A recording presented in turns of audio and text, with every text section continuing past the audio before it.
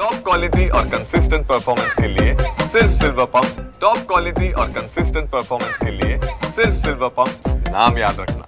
उजनी आणि वीर धरणाच्या पाणलोट क्षेत्रामध्ये पडत असलेल्या दमदार पावसामुळे उजनी आणि वीर धरणातून भीमा आणि नीरा नदीमध्ये खरं पाणी सोडण्यात आल्याने भीमा नदीला महापूर खरं आलेला आपल्याला पाहायला मिळत आहे। उजनी धरणातून 76,600 क्युसेक्स इतका विसर्ग भीमा नदीत, तर वीर धरणातून 54,760 क्युसेक्स इतका विसर्ग नीरा नदी पात्रात सोडण्यात आल्याने नदीकाठच्या लोकांना देखील प्रशासनाने सतर्कतेचा इशारा दिलेला आहे।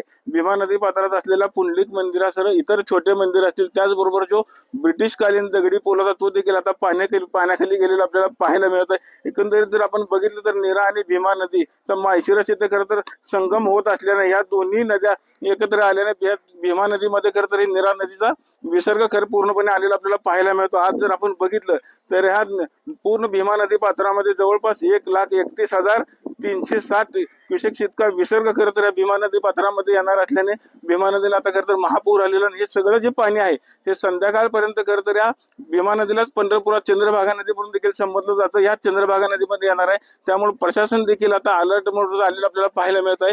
नदी कडेला असलेले जे काही व्यासनारायण झोपडपट्टी असेल, त्याचबरोबर आंबेडकर नगर झोपडपट्टी असेल, संतपेठेतला काही भाग असेल, हा देखील पाण्याखाली जाणार असल्याचं प्रशासनाकडून सांगण्यात येत आहे। सतर्कतेचा इशारा म्हणून जवळपास 100 कुटुंबांना खरं तर प्रशासनानं स्थलांतरित करण्याच्या नोटिसा देखील काढलेल्या आपल्याला पाहायला मिळतात। एकंदरीत जर आपण बघितलं तर चंद्रभागा नदी दुथडी भरून वाहताना आपल्याला पाहायला मिळत आहे।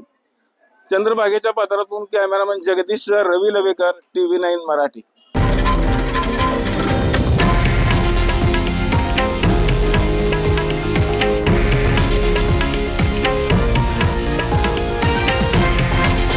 हे आहे देशातील नंबर 1 न्यूज नेटवर्क आणि आपण पाहत आहात TV9 मराठी, एकमेव।